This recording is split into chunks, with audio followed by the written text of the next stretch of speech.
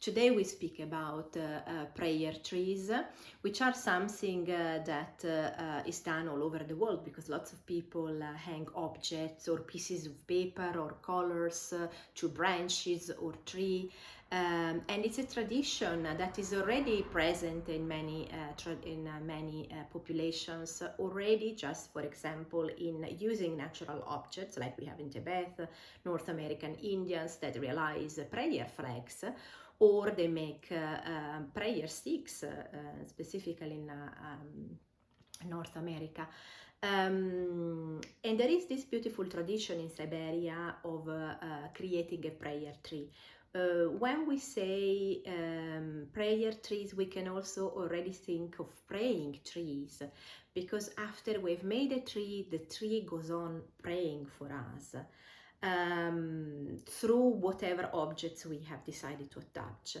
And making prayer is different from saying prayers. It's not something that we are saying, but it's an act of transformation through the spirit into matter again, into the form again. So we use the form of an object, of whatever we decide to hang on our trees, and the tree in itself as an object, and then through the spirit is transformed again into form, because it's something that we are asking for is happening, is coming into a material form. So it's a transformation, which is exactly what shamanism is about. So it's very different from saying a prayer. This is something that can be done gathering in circles with other people when we have a common intent, or on our own, so individually, so we can ask for something that is for ourselves, that we would love to wish, that we would love to happen. The first thing is, of course, to find the branch.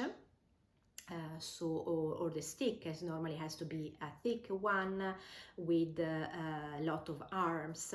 And we also need to think that that is not representing one tree only, but it's representing the tree of life. So it's representing the universe, and it's representing all the trees at the same time.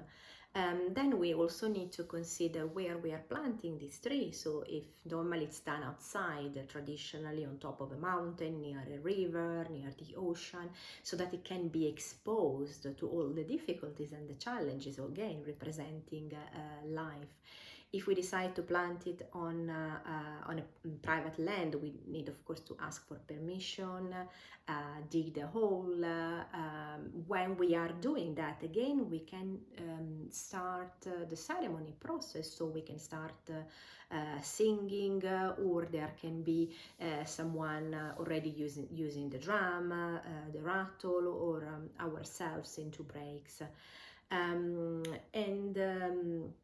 We then move to the process of, we would say, like decorating. So we can use a variety of materials to do that, little ribbons with different colors.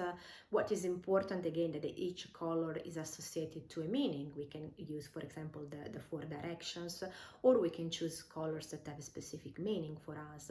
And in the whole process, we need to think about the intention already from the beginning, from choosing till the decoration time, which is we can, for example, place feathers. Feathers would attract the winged spirits and send our wish, our intention to the sky, to the divine, to make it happen.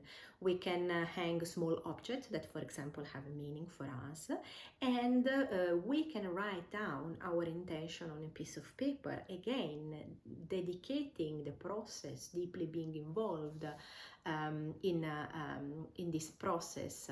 We need to be creative and hang the objects that are still dedicated to this intention. We can also make a prayer for someone else that needs healing, for example. And it's important that the ceremony becomes very personalized. It means a ceremony is something that doesn't follow specific rules like a ritual. Even if making a prayer tree can consider a ritual, when we are doing that, making the ceremony, realizing a ceremony, it means that is a bespoke work that happen, process that happen in that moment between ourselves and the spirits, or between ourselves, the people involved, and the spirits. So every ceremony will never be the same. It will be totally different. And then, of course, when we have finished, we can decide to close the ceremony in a specific way. If, for example, we can smudge some Palo Santo or some sage, just to dedicate this sacred scent so that it can be melted with the air. And again, we can decide to close our ceremony in this way, or we can do something that it can be at the beginning, like lighting on a candle and putting that off at the end. So we are again saying what is the beginning side, the beginning part, and the end part of our ceremony. So now I'm going to ask you just to do just a small visualization. So just close your eyes and relax and just take 3 deep breaths in.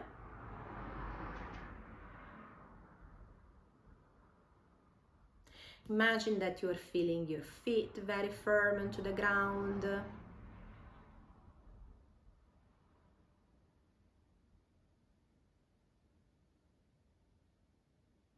And imagine that there are roots coming down from the sole of your feet and touching the central part of the earth.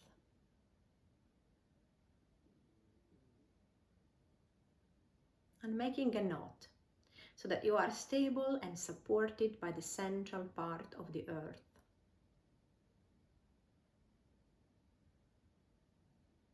And just go around each part of your body. Start relaxing your feet, your legs,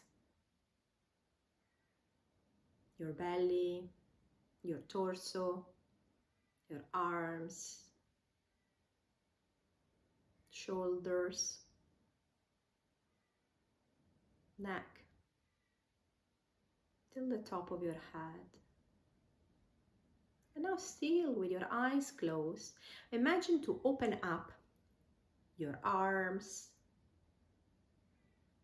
with the hands parallel to the ground.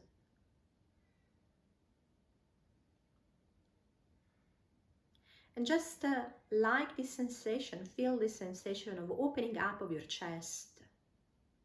And now turn your hands face up. Imagine and feeling that you are a tree, that your arms are your branches,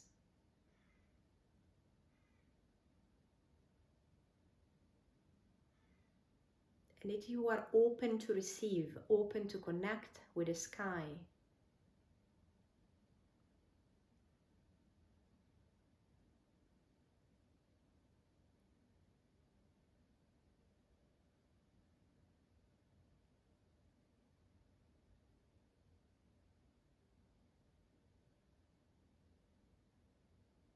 And just stay in this position for as long as you like.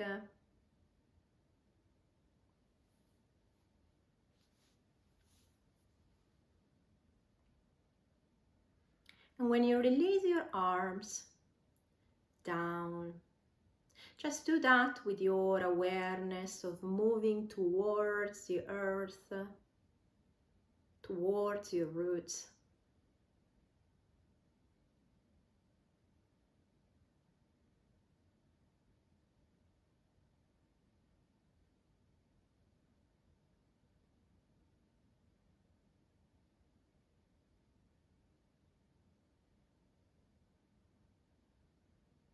And just imagine that you are saying thanks to this tree that is situated in your imaginary forest. that has decided to come to you and become your own body.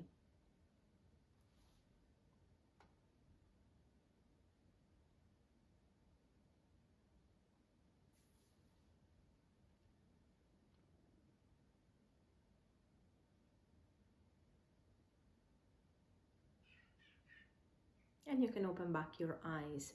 It was just a small exercise to feel that our body can be our own tree to sustain us. And it's something that we can do on a longer basis. Well, for example, we can also imagine before opening up our arms that we are walking towards a woodland. When we reach the entrance of the woodland, we can make our hands in prayer and take a show mudra, asking the permission of the tree to the woodland, or to the spirits of the woodland to enter. And that imagine that we are walking towards our best friend tree. And still with our eyes closed, imagine how is our tree, in what season. And then when we are in front of our tree, we can open our arms and imagine that we are a tree in front of another tree. So we can enrich this exercise to connect more with our prayer trees in a variety of ways.